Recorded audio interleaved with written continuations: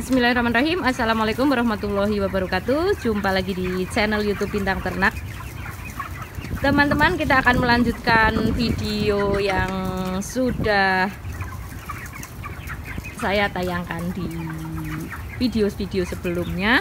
Masih di kandang ayam kemitraan yang ada di Desa Aribaya.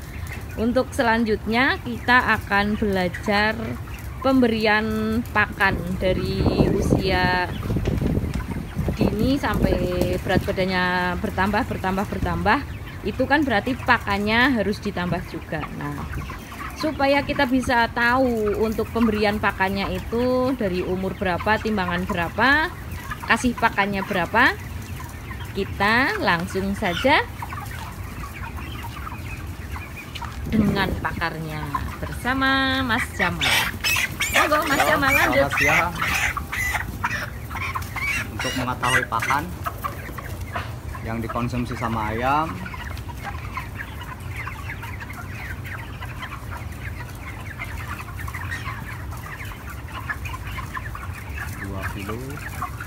ini sedang pengambilan sampel teman-teman, pengambilan sampel timbangan untuk ayam. Sudah ditimbang, itu kita akan tahu nanti ada di berapa kilo pakan yang harus disediakan. untuk ayam yang barusan saya timbang bobotnya 2,1 berarti ada di umur udah 3 harusnya. Ini kalau target PT ini harusnya di umur 38 hari, kebetulan saya 36 hari. Ini karena bobot yang paling kecil. Karena bobot yang paling kecil, konsumsi pakannya sekitar 174 gram per ekornya. Untuk per ekornya Berarti satu on 77 gram pakannya sekali makan dia dari pagi jam 6 pagi sampai jam sekarang dia konsumsi pakan sekitar segitu. Dan untuk maksimalnya di FCR-nya dia pakan per 1000 ekor itu sama dengan 3,5 kilo konsumsinya. Jadi yang diproduksi sama dia, yang benar-benar udah dimakan sama dia sekitar 3,5 kilo sampai dengan hari ini. Sampai hari ini, jadi setiap harinya ya makan segitu. Kemudian biasanya untuk pemberian pakan itu berapa, untuk sampel timbangan biasanya menimbang berapa ekor? Oh iya, untuk sampel timbangan kita nyempel itu 8 ekor ayam betinanya, ayam jantannya 2 ekor. Karena untuk menghitung rata-rata berat badan ayam ya dari paling terkecil sampai paling tinggi dan yang sedangnya berapa, itu wajib ayam betinanya 8, ayam jantannya 2, karena dominan betina itu lebih kecil. Terus untuk menghitung rata-rata untuk masa panen bisa masuk ke hitungan di mana panen itu bisa diproses selanjutnya.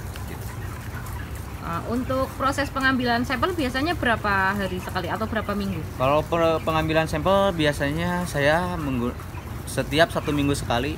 Setelah dosis FCR mulai naik, berarti saya udah mulai mensampel ayamnya dan harus ditandai ayam yang udah ditandai, karena untuk berikutnya pengecekan sampel berikutnya juga. Nah, untuk uji timbangan sendiri itu tadi kan ada 3 ya tahap, berarti 3 tahap dari yang paling kecil, yang itu sedang juga 8 ekor. Enggak, kalau itu kan kita gabung, Bu. Ya digabung, yang kecilnya ada berapa ekor, terus yang sedangnya berapa ekor, masukkan dalam satu wadah, ditimbang 10 ekor itu, ntar diambil rata-rata berapa, tinggal dibagi hasil pertimbangan nimbangnya itu. Iya. Nah, seperti itu teman-teman, untuk memastikan seberapa banyak ayam-ayam ini harus dapat asupan makanan. Jadi semuanya diperhitungkan dari berat badannya dan berapa setiap harinya ayam-ayam ini harus makan. Oh iya, untuk kebetulan untuk bobot ayam ini saya perharinya bisa naik 300 gram sampai 400 gram. Tiap harinya bobotnya naik. Yang penting itu satu, air itu wajib diperhatikan supaya kita tidak bobol dengan pakan. Kebetulan saya sampai umur segini baru pakan habis cuma 12,5, itu udah posisi udah saya kunci, disebut kunci itu, jadi bertahan di dosis seperti itu.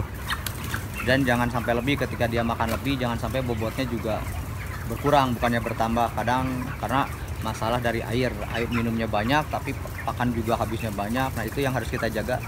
Jangan sampai ayam puasa, kita mau ngunci pakan tapi jangan sampai ayam itu puasa.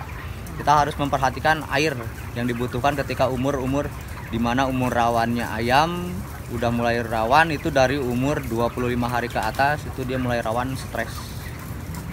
Jangan sampai air tidak terkontrol, itu yang harus dijaga. Dan tempat minumnya juga wajib dibersihkan secara rutin. Dan mungkin cukup itu aja.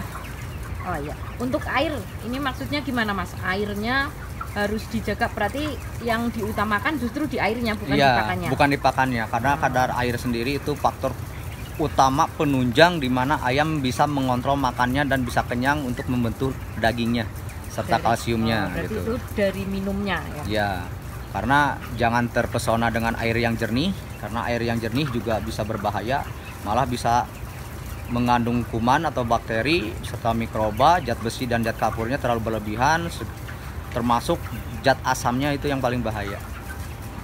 Karena bisa menimbulkan koli ataupun kencing kapur ataupun kolisa. Itu bisa sebisa mungkin setiap pagi ataupun jam 9 pagi itu dicek dulu pH-nya berapa. Apakah ayam ini sesudah pemberian obat atau sebelum, kita cek dulu pH-nya berapa, ppm-nya berapa. Harus sesuai dengan standar air minum yang khusus konsumsi, dan diutamakan temperatur air harus 22 derajat paling kecil, dan layak konsumsi buat ayam itu 22 derajat sampai 24 derajat. Karena untuk perkembangan ayam juga tidak terhambat, nafsu makannya bagus tapi tidak boros ke pakan. Nah, untuk menyeterilkan air ini berarti dari sumber mata air ditampung dulu, kemudian baru ada tempat khusus yang untuk menyeterilkan airnya. Ya, untuk dari air sampai toren yang utama yang besar, saya menggunakan kaporit. Jenis kaporitnya jenis kaporit tablet. Saya menggunakan 1 tablet untuk 5.000 liter, dan untuk perharinya saya memasukkan 14 gram untuk mendapatkan tingkat ppm yang saya inginkan, yang dibutuhkan untuk ayam.